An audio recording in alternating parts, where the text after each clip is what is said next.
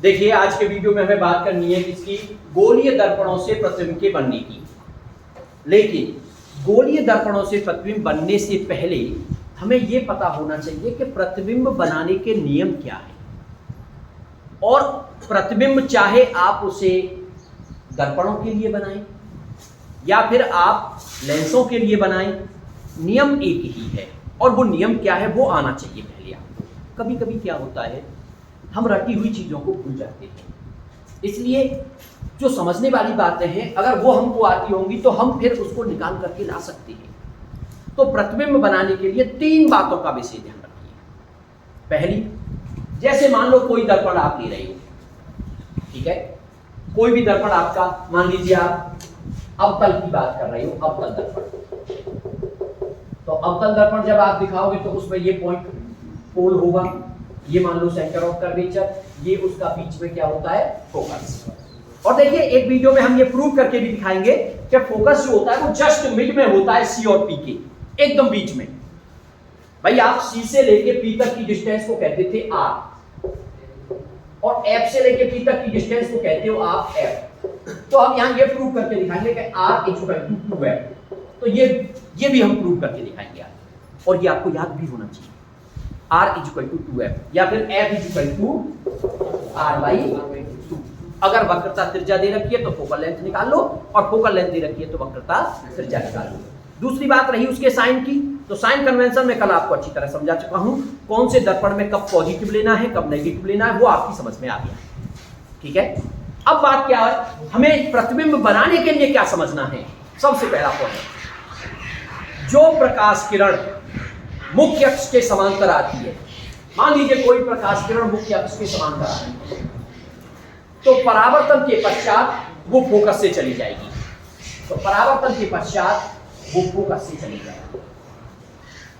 अब आपके दिमाग में ये कंफ्यूजन आ रहा होगा कि सर अगर हमारा दर्पण उत्तल हो तो क्या होगा। भाई थोड़ा सा कंफ्यूजन तो रहता है ना, क्योंकि उत्तल दर्पण में क्या होता है, फोकस दूसरी साइड में होता है। अब जब दूसरी साइड में होगा फोकस तो किरण उधर तो जाएगी नहीं, दर्पण को बीच में से भेद करके पार तो निकलेगी नहीं, उसको तो इधर ही लौटना है। भाई परावर्तन का मतलब ही है कि हम जिस माध्यम से जा रहे थे टकरा के उसी में लौट के आ जाएं, it is called reflection of light. और अगर पार करके दूसरे मीडियम में चले जाते हैं तो it is called refraction of light, अपवर्तन, ठीक है। तो उसको भी हमें समझना है, तो उसके लिए क्या करेंगे, उसके लिए मान लीजिए ये फिगर है हमारे पास। अब इन दोनों की पहले तो आप सिचुएशन को समझो, इनका जो बेसिक पॉइंट है उसको समझने की कोशिश करो। देखिए इसमें क्या है, इस दर्पण में जिसको आप अवतल कह रहे हो, ये अवतल है, और इसको आप उत्तल कह रहे हो, ये उत्तल दर्पण है आपका। इस दर्पण में जो फोकस होता है, जो वक्रता केंद्र होता है, वो वस्तु जिधर रखी जाती है उस डायरेक्शन में होता है। भाई वस्तु को दर्पण के सामने ही तो रखोगे, ऐसे तो ये कि हम दर्पण के पीछे जाकर के खड़े हो जाएं, सही है ना। इसका मतलब वस्तु तो ऐसे ही रखी जाएगी ना, वस्तु को तो दर्पण के सामने ही रखोगे ना। और आप इस वाले दर्पण में रखोगे तब बीच में भी वस्तु को सामने रखोगे, लेकिन अंतर क्या है दोनों में, वस्तु इसमें इधर रखी जा रही है तो इधर ही तो इसका फोकस है और इसी साइड में इसका वक्रता केंद्र है, जबकि उत्तल में ऐसा नहीं है। उत्तल में वस्तु को दर्पण के सामने रख रहे हैं, लेकिन उसका वक्रता केंद्र इधर है और फोकस बिंदु भी इधर है। तो सबसे पहली बात तो ये चीज आपकी समझ में आनी चाहिए, क्योंकि जो पूरा मेन डिफरेंस रहता है वो इन्हीं बातों का रहता है। और अगर आप रे डायग्राम बनाने की प्रैक्टिस करोगे तो कोई भी पॉइंट ऐसा नहीं होगा जिसे आप समझ न जाओ अच्छी तरीके से। तो देखिए प्रतिबिंब बनाने के लिए सबसे पहला पॉइंट आपको क्या याद रखना है कि जो किरण समांतर आए मुख्य अक्ष के, उसको फोकस से भेज दो। तो क्या हो जाएगी, वो समांतर आने वाली किरण कहां से चली जाएगी, फोकस से। और इसमें कैसे दिखाओगे, तो समांतर आने वाली किरण अब इसमें फोकस से तो जाएगी नहीं, बल्कि इसमें तो रिफ्लेक्ट होनी है। तो रिफ्लेक्ट ऐसे होगी, ऐसे लगेगा जैसे कहां से आ रही है, फोकस से आ रही है, ऐसे रिफ्लेक्ट हो जाएगी। तो पहला नियम, समांतर आने वाली प्रकाश किरण फोकस से चली जाएगी या फोकस से जाती हुई प्रतीत होगी। दूसरा नियम, इसका जस्ट उल्टा कर दो। अब की बार उल्टा क्या करना है कि जो किरण, जैसे मान लो ये ऑब्जेक्ट लिया आपने, तो ऑब्जेक्ट से एक किरण को तो समांतर ली गई, समांतर वाली को फोकस से निकाल दी। अब दूसरा लो कि वस्तु से चलने वाली किरण फोकस से होकर के जा रही है, मान लो तो फोकस हमारा ये है, तो इससे चलने वाली किरण फोकस से होकर के जा रही है, तो परावर्तन के पश्चात वो मुख्य अक्ष के समांतर हो जाएगी। उल्टा हो गया, समांतर आने वाली किरण फोकस से चली गई और फोकस से जाने वाली किरण समांतर हो गई। तो दो बातें याद रखनी। हालांकि तीसरी एक और बात होती है, और वो है वक्रता केंद्र। वक्रता केंद्र से आने वाली जो प्रकाश किरण होती है वो जिस पथ पर जाती है उसी पथ पर लौट करके आ जाती है। मान लो ये वक्रता केंद्र था, दर्पण को थोड़ा और बड़ा बना देना, इससे आप जाती हुई किरण दिखाओगे, तो वो जिस पथ पे आई उसी पथ पर लौट करके चली गई। बात समझ में आई कि नहीं? तो ये तीन किरणें होती हैं, इन तीन किरणों का ध्यान देना है आपको, और तीन में से कोई भी दो लेकर के आप प्रतिबिंब बना सकते हो। तो परावर्तन के बाद ये किरणें जहां कटती हैं, ये भाई देखिए होता क्या रियल में कि ये जो बनता है आपको प्रकाश से बनाना चाहिए, सेंटर ऑफ कर्वेचर और फोकस बिंदु जस्ट बराबर दूरी पर होने चाहिए, तो फिगर सही आएगा। तो वास्तव में ये जो कटी है ना, देखो ये वाली और ये वाली और ये वाली जो किरणें हैं, ये वास्तव में क्या होंगी, एक ही पॉइंट पे कटेंगी। और जहां कटती है तो वस्तु हमारी ऐसे रखी तो वहीं पे ऐसे करके उल्टा क्या बन जाएगा, इसका प्रतिबिंब बन जाएगा। तो प्रतिबिंब बनाने के लिए तीन किरणों में से कोई सी दो किरणें ले लो बस। समांतर जाने वाली किरण फोकस से चली जाएगी, फोकस से जाने वाली किरण समांतर हो जाएगी, और वक्रता केंद्र से जाने वाली किरण उसी पथ पर लौट जाएगी। इनमें से कोई भी दो लेकर के प्रतिबिंब बना सकते हो आप, और यह नियम आपका हमेशा काम करेगा। सही है। अब हम हेगेल लेके चल रहे गोलीय दर्पणों से प्रतिबिंब का बनना। ठीक है, तो अब होगा क्या, अक्सर बच्चे, क्योंकि देखिए दो चीज पढ़ते हैं, अभी कुछ नहीं, जैसे देखो पढ़ना और समझना होता क्या है। जैसे मैं तुम्हें बस एक बात बताऊं कि भाई समांतर आने वाली प्रकाश किरण फोकस से चली जाती है, और बस पढ़ाना कर दूं बंद, तो मैं हमेशा याद रखना एक ही बात बताई, इतनी खाली मेमोरी, छोटी सी बात डाल दी, दिमाग में रहेगी हमेशा। लेकिन अब इतने से काम से करना नहीं। लेकिन जब हम 100 बात बता देते हैं तो फिर इस छोटी सी बात को भी आप भूल जाते हो। अगर मैं 100 बात न बता के केवल एक बात बताता तो शायद जो बच्चा सबसे बिल्कुल जो ध्यान नहीं दे रहा होगा, गंवार टाइप का होगा, वो भी उस चीज को समझ जाएगा। लेकिन जब 100 बातें आती हैं तो फिर धीरे धीरे भूलने की प्रक्रिया तुरंत शुरू हो जाती है, और भूलने से बचने के लिए किया जाता है रिवीजन। ठीक है, तो क्योंकि अब एक बात हम एक दिन में बताएंगे तो सिलेबस जो 4-6 साल में कंप्लीट होगा, अब ऐसे तो काम चलेगा नहीं। इसलिए भूलने की प्रक्रिया साथ ही साथ शुरू होती है, तो आपको रिवीजन भी साथ ही साथ करना शुरू करना है। ठीक है, तो चलिए, तो करना क्या है हमें। अब जैसे इसमें हम कंडीशंस ले रहे हैं, तो सबसे पहला पॉइंट हम मान करके चल रहे हैं कि वस्तु हमारी अनंत पे रखी हुई है। और देखना, समझना इन बातों को, क्योंकि ये उल्टी हो जाती है प्रक्रिया। जो लेंसों में पढ़ोगे, दर्पणों में पढ़ोगे, दर्पणों में मान लो अवतल दर्पण के लिए 6 कंडीशन बन रही है या 7 कंडीशन बन रही है, तो वहां उत्तल लेंस के लिए बनेंगे 6, और यहां उत्तल दर्पण के लिए 2 बनेंगी, तो फिर वहां अवतल लेंस के लिए 2 बनेंगी। समझ गए ना? तो हम अक्सर फिर ये भूल जाते हैं कि किसके लिए 6 थी और किसके लिए 2 थी। तो कभी कोई परेशान होने की जरूरत नहीं, फिगर बनाना शुरू करो। जैसे ही फिगर बनाना शुरू करोगे, अपने आप ऑटोमेटिक आ जाएगा तुम्हारे दिमाग में कि किसके लिए 6 कंडीशन थी, किसके लिए 2 कंडीशन थी। ठीक है, और वो कैसे समझोगे अभी मैं बताता हूं। तो सबसे पहला हमने पॉइंट लिया कि जब वस्तु हमारी कहां पर रखी है, अनंत पर, तो ऑब्जेक्ट लाइक एट इनफाइनाइट, वस्तु अनंत पर है। अब देखिए वस्तु अनंत पर है, तो आप लोगों को करना क्या है, घर पे रफ कॉपी लेकर के केवल रे डायग्राम बनाने की प्रैक्टिस करनी है, और रे डायग्राम की प्रैक्टिस करते करते आपको रखने की जरूरत ही नहीं पड़ेगी। तो अनंत पे रखिए, बस बनाना शुरू करोगे। आपने एक अवतल दर्पण लिया, अवतल दर्पण बना लोगे अपने हिसाब से, मैं जरूरी नहीं कि भाई प्रकार और उसका यूज करो, आप लोग इतने समझदार हो के थोड़ा सही बना सकते हो। यहाँ से मान लो ये इसका वक्रता केंद्र मान लिया, थोड़ा सा आइडिया ये होना चाहिए कि हाँ भाई जस्ट मिड में हमारा फोकस पॉइंट आ जाए। अब वस्तु कहाँ रखी है, अनंत पर, तो अनंत पर वस्तु है। देखो अनंत से जो प्रकाश किरण आती है वो हमेशा समांतर होती है, क्योंकि अनंत बहुत दूर है, तो आने वाली किरणें भी क्या हो जाती हैं, समांतर। मान लीजिए वस्तु हमारी अनंत पर रखी थी, ये वस्तु थी, और वस्तु से प्रकाश किरणें आ रही थी, तो आने वाली प्रकाश किरणें कैसी थी, समांतर। ये समांतर किरणें आ रही थी। आप नियम जानते हो कि समांतर आने वाली किरणें परावर्तन के पश्चात फोकस से करती जाती है। इसका मतलब सभी किरणों को आप ऐसे करके फोकस में मिला। रे डायग्राम में जो रेज होती है उनमें एरो का साइन जरूर लगाएं। अगर मैं ये कहता कि इससे चलने वाली प्रकाश किरण इस पे आ रही है तो ये वक्रता केंद्र है, देखो यहाँ पे, तो वक्रता केंद्र से जाने वाली प्रकाश किरण क्या होती है, उसी पथ पे होती है, तो उसी पथ पे होती है।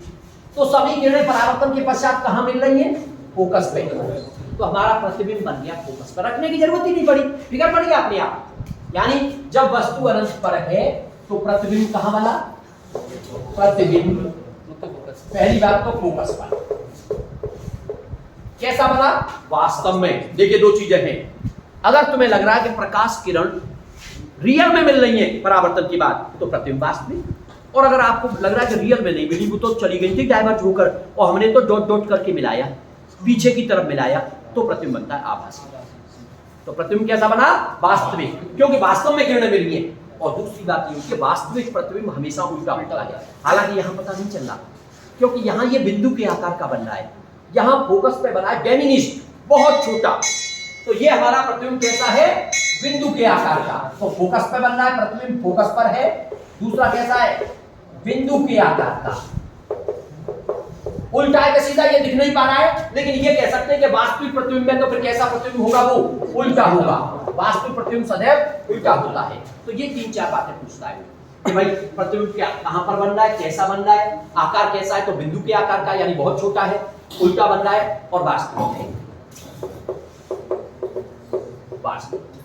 बस ये चीजें आपको ध्यान रखनी। चलिए अब थोड़ा सा आगे बढ़ते हैं। आगे बढ़ने के लिए दूसरा पॉइंट, वस्तु कहां पर थी अभी, अनंत पर। अब अनंत से वस्तु को किधर लेके जा रहे हैं, हम दर्पण की तरफ लेकर के जा रहे हैं। तो अगले पॉइंट पे हम ये लेके चल रहे हैं कि भाई दर्पण के क्लोज पहुंच गई वस्तु थोड़ी सी, तो अनंत से थोड़ी सी आगे बढ़कर के आई। तो सेकंड पॉइंट पे मान लीजिए ये आपका दर्पण था, ये मुख्य अक्ष है, ये P है, ये C है, ये F है। अब वस्तु अनंत वाला काम तो हो गया, अनंत बहुत दूर कहीं था, अब हमने कह दिया C के बाहर है वस्तु। भाई अब इससे ज्यादा थोड़ी कहोगे, अब तो अनंत पे, और फिर कहेंगे अब C के बाहर की तरफ है, तो C के बाहर की तरफ है। अब प्रतिबिंब बनाओगे तो पहली किरण समांतर जाने वाली किरण कहां से चली जाती है, फोकस से चली जाती है। दूसरा रूल ले लो कि मान लीजिए फोकस से जाने वाली किरण समांतर हो जाती है, तो कहां कटी, जहां कटी वहां उल्टा प्रतिबिंब बन गया। अगर वस्तु का नाम ए भी ले रहे हो तो प्रतिबिंब का नाम हो गया ए डैश बी डैश। अपने आप दिख रहा है प्रतिबिंब कहां बना, सी व एफ के बीच में। तो आपने स्थिति बताई पहले, सी व एफ के बीच में, ये आपने उसकी स्थिति बताई। फिर बताया आपने वास्तविक, क्योंकि किरणें वास्तव में मिली है, वास्तविक। फिर आपने बताया वास्तविक प्रतिबिंब हमेशा उल्टा होता है, लेकिन यहां कह रही थी दिख रहा है हमको उल्टा बना है, सही है ना। तो कैसा बना है, उल्टा। छोटा या बड़ा, वस्तु के सापेक्ष छोटा दिख रहा है, लेकिन छोटा बना। ये तीन चार बातें तो रखने की जरूरत नहीं है, बनाना सीखो, अपने आप आ जाएगा। अगला पॉइंट, अब देखो वस्तु को अनंत से पास लेते जा रहे हैं, तो पहले अनंत पे थी, अब सी के बाहर, अब की बार सी पे रख दो। तो अगले पॉइंट पे आपने कह दिया कि जब वस्तु कहां रखी है, वक्रता केंद्र पर रखी है। तीसरा पॉइंट, जब वस्तु सी पर है, ये बनाना थोड़ा सा कठिन इसलिए होता है, एक्चुअल में जब सी पर वस्तु होती है तो प्रतिबिंब भी सी पर बनता है। अब अगर मापें सही नहीं होंगी तो वो सी से इधर उधर हो जाएगा, इसलिए जब भी ये पूछा जाए तो इसका रे डायग्राम बनाते हुए स्केल वगैरह का यूज जरूर कर लें, जिससे कि गलती होने का चांस कम रहे।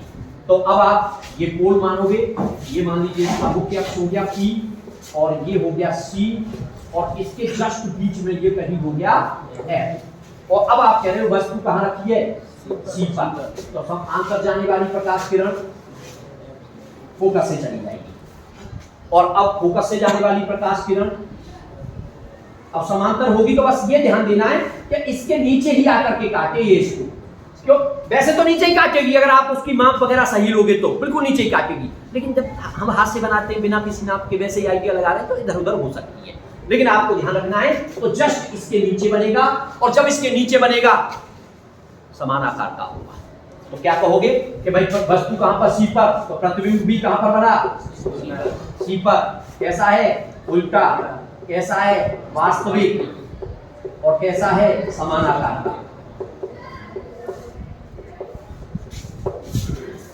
अब क्या करेंगे, आगे बढ़ते जा रहे हैं हम धीरे धीरे, पहले अनंत है से, फिर सी से बाहर, अब सी पे आ गए, अब सी और एफ के बीच में।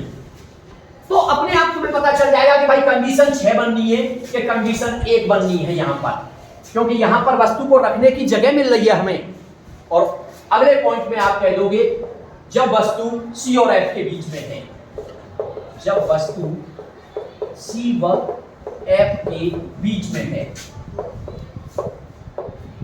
अब सी और एफ के बीच में लेकर के आप जब इसको दिखाओगे तो आपने बना लिया अवतल दर्पण, ये आपने मुख्य अक्ष खींच दिया, ये कोण हो गया, ये वक्रता केंद्र हो गया और ये आपका फोकस हो गया है। यही पे एक और इंपॉर्टेंट बात बताऊंगा जो आपको ध्यान रखनी है, आप सर उसको पूछ लेते हैं। तो अब क्या किया आपने, वस्तु को सी और एफ के बीच में कर, समांतर जाने वाली प्रकाश किरण फोकस से चली गई, फोकस से जाने वाली प्रकाश किरण समांतर हो गई, जहां कट गई वहां प्रतिबिंब बन गया। वस्तु को ए बी कह रहे थे, प्रतिबिंब बन गया ए डैश। तो कहां बना, सी से पीछे, सी के पीछे की तरफ, तो सी के पीछे कैसा बना, बड़ा, वस्तु से बड़ा हो गया। देखिए जब वस्तु अनंत पर थी तो प्रतिबिंब डेमिनिश्ड, बिंदु के आकार का, और जैसे जैसे वस्तु को पास लाते जा रहे हैं प्रतिबिंब बढ़ता जा रहा है, और जब सी पर आई वस्तु तो प्रतिबिंब बराबर का हो गया और अब प्रतिबिंब वस्तु से बड़ा होता जा रहा है। कभी कभी तुमसे ये कह के भी पूछ लेता है कि आपको केवल प्रतिबिंब को देख करके ये बताना है कि दर्पण आपका उत्तल है या अवतल है, केवल प्रतिबिंब को देख करके, दर्पण को आपको टच करके नहीं दिखाना है, बल्कि प्रतिबिंब देख करके। तो तुम जानते हो कि एक वस्तु लेंगे और वस्तु के प्रतिबिंब को देखेंगे हम, और वस्तु को उसके पास लेते जाएंगे। अगर आपको लग रहा है पहले प्रतिबिंब छोटा बन रहा था और जैसे जैसे पास लेते जा रहे हैं प्रतिबिंब उसके बराबर का होता आ रहा है और फिर बड़ा होता जा रहा है, समझ लीजिए हमारा दर्पण कैसा है, अवतल दर्पण है। तो एक आइडिया हम इससे लगा सकते हैं। तो कैसा हो गया भाई, बड़ा हो गया, सी के पीछे की तरफ हो गया, बड़ा हो गया, वास्तविक हो गया, क्योंकि रियल में मिल रही है, वास्तविक, उल्टा हो गया। ये 3-4 बातें आपको बतानी। अब कहां करेंगे, अब की बात फोकस पर। ये थोड़ा बनाना थोड़ा मुश्किल हो जाता है, तो इसको थोड़ा समझने की कोशिश करो। बच्चे उसमें रे डायग्राम को बनाने में थोड़े कंफ्यूज हो जाते हैं, तो फोकस वाले पॉइंट को समझें और फोकस से अगले वाले पॉइंट को थोड़ा ध्यान से समझें। जब वस्तु, 5वां पॉइंट, जब वस्तु एफ पर है यानी फोकस पर है, तो जब वस्तु आपकी फोकस पर होगी, ये P हो गया, ये F हो गया और इसका ये मान लो C हो गया, तो थोड़ा नापों का ध्यान दें। अब फोकस पर वस्तु रखी है, ये वस्तु हो गई, समांतर जाने वाली किरण फोकस से चली जाएगी। अब दूसरी किरण लोगे फोकस से। अब दिक्कत थोड़ी सी आई कि भाई फोकस से कैसे ली, तो कोई बात नहीं है, फोकस की दिक्कत आ रही है तो सी से ले लो। अब लेकिन सी से भी दिक्कत आएगी तुम्हें, तो देखो सी से लेते कैसे, क्योंकि सी तो पीछे रह गया। अब सी से कैसे लेंगे, प्रकाश किरण तो इसने चलानी और वो भी दर्पण की तरफ, तो हम सी की सीध में उसको भेजेंगे। ये सी है, ऐसे करके, तो ऐसे भेजेंगे, तो ऐसे लगेगा कहां से आ रही है प्रकाश किरण, सी से आ रही है। लेकिन सी से जाने वाली प्रकाश किरण जिस पाथ पर जाती है उसी पाथ पर लौट करके चली जाती है। इसका मतलब जैसे गई वैसे ही लौट के आ गई।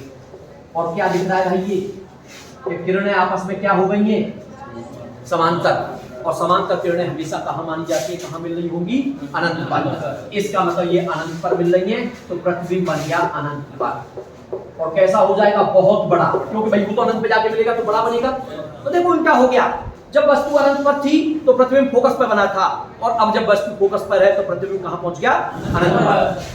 ठीक है, तो अनंत पर बड़ा, उल्टा, और वहां रियल में मिलेंगी तो उसको भी क्या कहा जाएगा, वास्तविक। क्लियर। और यहां तक जितने भी केस आए हैं, आपके 5 केस आ गए, यहां तक आपने देखा है कि प्रतिबिंब कैसा बना है, वास्तविक बना है। लेकिन अगला जो पॉइंट होता है यानी अवतल दर्पण में केवल एक कंडीशन ऐसी है जब प्रतिबिंब आपका आभासी बनेगा। इसलिए कभी कभी उसको नॉर्मली पूछ लेते हैं कि बताइए अवतल दर्पण में प्रतिबिंब आभासी कब बनता है। तो अब वस्तु को कहाँ रखना बाकी रह गया है, फोकस और पोल के बीच में कहीं पर। तो अगले पॉइंट में आप कह दोगे, छठवें पॉइंट में, जब वस्तु F व P के बीच में है,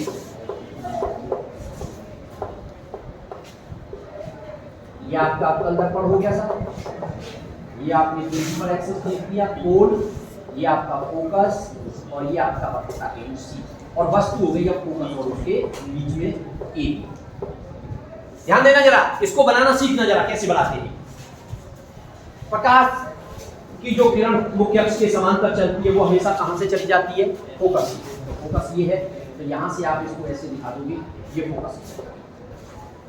अब दूसरी किरण कैसे लेते हो, या तो इससे फोकस से दिखाएं या फिर सी से दिखा दो। मान लीजिए सी से दिखाएंगे तो डॉट डॉट करके आप पहले स्केल से मिला लोगे यहां तक, और उसके बाद यहां से जांच करोगे। लेकिन जो सी से जाने वाली प्रकाश किरण होती है वो उसी पाथ पर लौट करके पीछे आ जाती है। इसका मतलब ये वाली प्रकाश किरण इसी पाथ पर लौट करके आ जाएगी। लेकिन क्या देख रहे हो कि आगे चल के तो ये दोनों किरणें डाइवर्ज हो गई, फैल गई, और फैलने वाली किरणें कहीं आगे जाके मिल नहीं सकती। इसलिए आप ये नहीं कह सकते कि अनंत पर।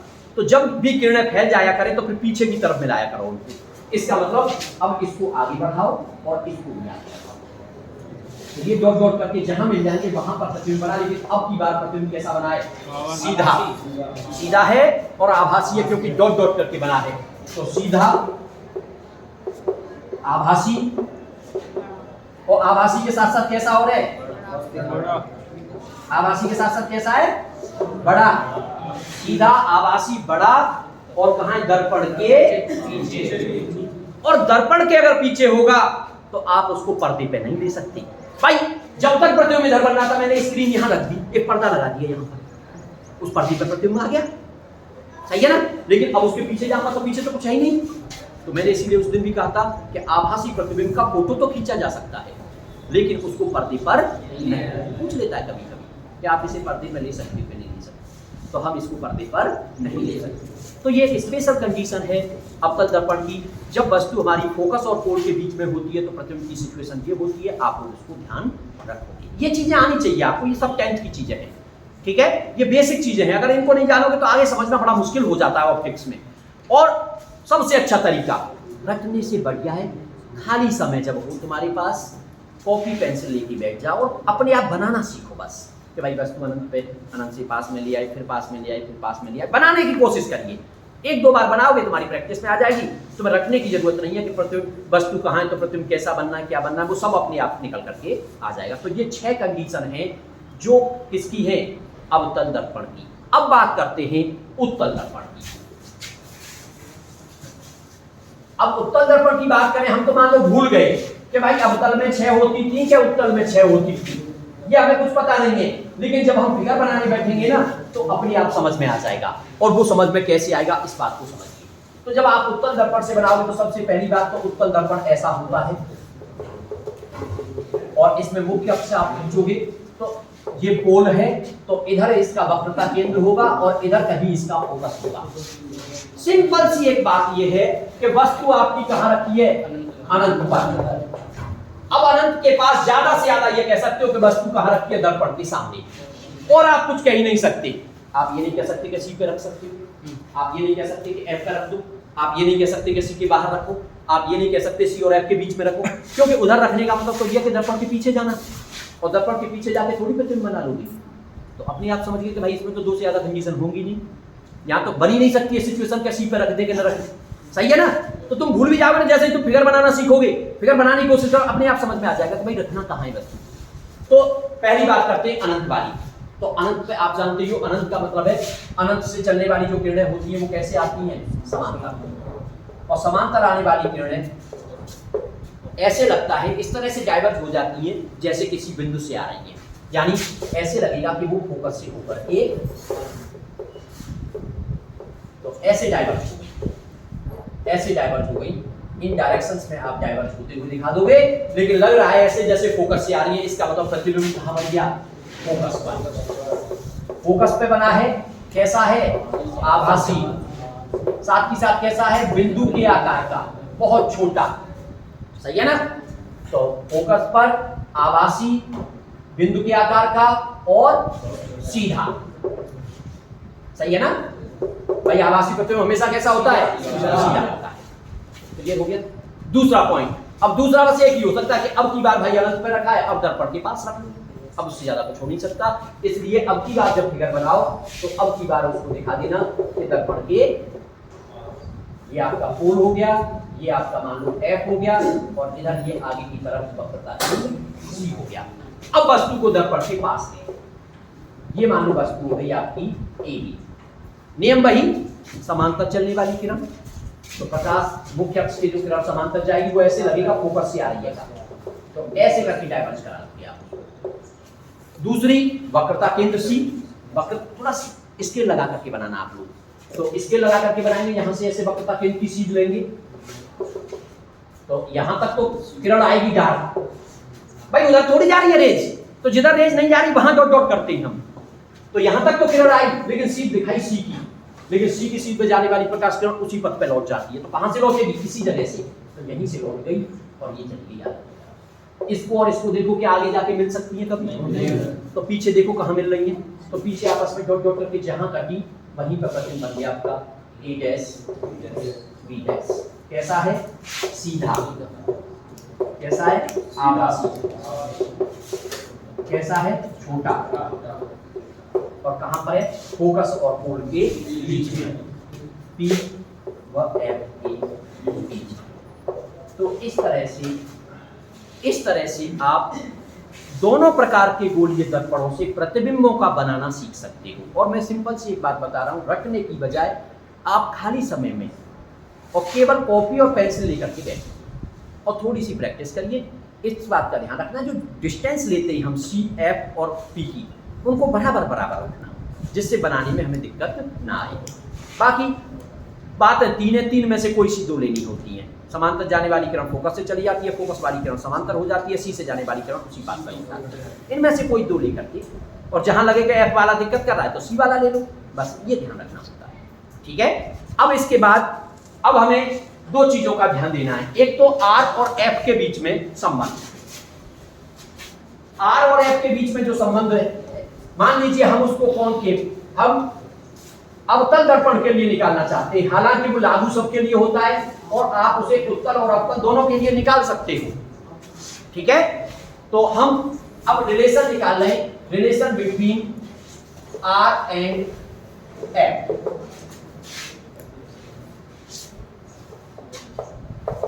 Relation between R and F, R और F के बीच में, R का मतलब वक्रता त्रिज्या और F का मतलब फोकस दूरी, इनके बीच में आप रिलेशन लेकर के आना चाहते हो। और वास्तव में ये केवल ज्योमेट्री का पॉइंट है, फिजिक्स तो बस उतनी है जितना तुमने परावर्तन को पढ़ लिया, बाकी जो भी काम है वो केवल और केवल ज्योमेट्री का है, तो उसको केवल हम फिगर में ही समझ जाएंगे। तो मान लीजिए हमने क्या ले लिया, एक अवतल दर्पण ले लिया, अवतल दर्पण लेकर के आपने उसका मुख्य अक्ष खींच दिया, मुख्य अक्ष तो ये P हो गया, इधर मान लिया आपने ये C है, C और P के बीच में कहीं बीच में आपने F दिखा दिया। अब कोई भी समांतर आने वाली किरण ले लो आप, मान लीजिए कोई प्रकाश की किरण समांतर आ रही है मुख्य अक्ष की, तो मुख्य अक्ष के समांतर आने वाली प्रकाश किरण हमेशा चली जाती है फोकस से। अच्छा एक चीज और, जैसे हम बार बार ये कहते हैं कि भाई मुख्य अक्ष के समांतर आने वाली प्रकाश किरण कहाँ चली गई, फोकस से चली गई, तो ये रखने वाली बात नहीं है। यहां वास्तव में परावर्तन के नियमों का पालन होता है, समझ रहे हो ना भाई? परावर्तन के नियमों का पालन होता है, और परावर्तन के नियम होते हैं I=R। तो और जब भी परावर्तन की बात करें तो हमें जरूरत पड़ती है अभिलंब की, नॉर्मल की। तो सबसे पहली बात है उसको, उस चीज को भी सीख लो कि क्यों बार बार ऐसे कहते हैं कि यहां से आ रही है तो ऐसे चली गई, कि इस पे आ रही है तो ऐसे चली गई, क्यों कहते हैं इस चीज को, इसे भी सीखिए।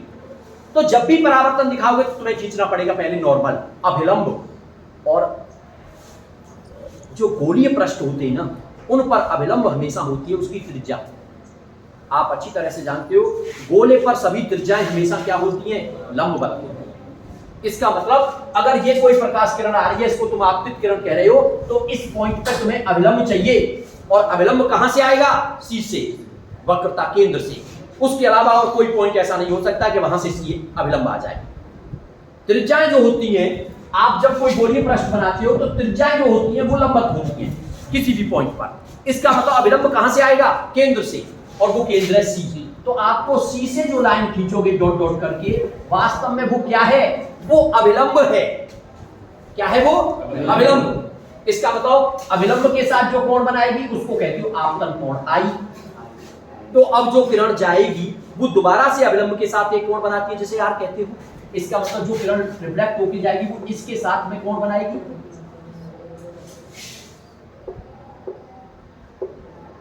ये मान लेना।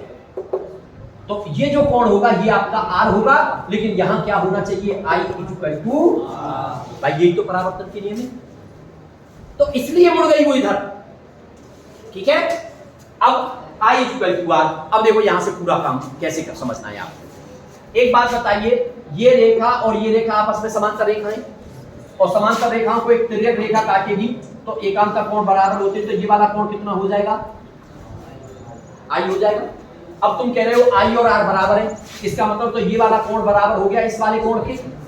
जब ये कोण इसके बराबर है तो ये वाली भुजा बराबर हो गई इसकी। भाई किसी भी त्रिभुज में अगर मैं एक त्रिभुज बना दूं ऐसे करके, और मैं ये कहूं कि ये वाला कोण इसके बराबर है, तो ये वाली साइड इसके बराबर हो जाती है। जानते हो इस बात को? इसका मतलब ये हुआ जब ये कोण इसके बराबर हो गया तो ये वाली साइड बराबर हो गई इसके। अगर मैं इसको नाम दे देता हूं यहाँ ए, तो आप कह सकते हो कि सी एफ की जो वैल्यू है वो बराबर हो गई है ए एफ की। ये बात समझ में आई कि नहीं? लेकिन देखिए एक चीज मैं बता देता हूं ऑप्टिक्स में आपको। ऑप्टिक्स में हम दो तरह की रेंज की बात करते हैं, एक पैराक्सियल रेज और दूसरी होती है मार्जिनल रेज। पैराक्सियल रेज का मतलब होता है very close to the principal axis, यानी ऐसी किरणें जो मुख्य अक्ष के बहुत पास होती हैं। जैसे मान लो ये कोई दर्पण ले रहे हो आप और ये मुख्य अक्ष है, तो जो किरणें मुख्य अक्ष के पास होती हैं उनको कहते हैं पैराक्सियल रेज, और जो दूर होती हैं उनको कहते हैं मार्जिनल रेज। तो वास्तव में हम जो ऑप्टिक्स में जितना भी काम करते हैं वो पैराक्सियल रेज के लिए करते हैं। पैराक्सियल रेज का मतलब है कि जो रेज है very close to principal axis, मुख्य अक्ष के बहुत पास हैं। इसका मतलब ये वाली जो किरण है ना, ये मुख्य अक्ष के बहुत पास है, लेकिन ये तो दूर इसलिए दिखाया जाता है कि तुम लोग देख पाओ उसको फिगर से। रियल सिचुएशन ये है, मान लो ऐसे मत बनाओ, चलो ऐसे बना लेते हैं। रियल सिचुएशन ये है सब प्रकार से। अब देखो यहाँ ये सी है, ये एफ है। अब यहाँ से ऐसे मिलाओगे, एक लाइन ऐसे मिलाओगे। अब देखो यहाँ से, तो अब देख नहीं पाएगा ना। तो जब ये किरण इसके बहुत पास होगी, यानी ए पॉइंट फिर क्या हो जाएगा? पी के बहुत क्लोज आ जाएगा। और जब ए पॉइंट पी के बहुत क्लोज आ जाएगा तो आप सी एफ को सी ए कह रहे हो, और इसका मतलब वो क्या हो जाएगा? एफ पी हो जाएगा। भाई सी एफ को ए एफ कह रही हूं, लेकिन ए पॉइंट जो है वो क्लोज आ गया किसके? पी के। तो आप ए एफ को क्या कह सकते हो? भाई ए एफ को आप पी एफ कह सकते हो। इसका मतलब आपका हो गया C F is equal to P F. अब बताओ बात समझ में? यानी सी एफ और ये पी एफ ये बराबर हो गई, यानी ये बराबर हो गया इसके। और ये तो तभी हो सकता है जब पूरे का ये क्या हो जाए? आधा हो जाए। भाई जब ये बराबर हो गए तो पूरे का आधा ही तो होगा ये। और इसको तुम कह रहे थे क्या? आर, और इसको कह रहे थे एफ। इसका मतलब आर की वैल्यू किसके बराबर हो गई? 2f के बराबर हो गई। सिंपल सी बात है। तो ऑप्टिक्स में ये चीज बहुत मानी जाया करेगी कि भाई rays very close to the principal axis, और जब बहुत क्लोज है तो a point is very close to P, तो हम उसको रिप्लेस कर सकते हैं उससे। ये चीज आपको ध्यान रखना।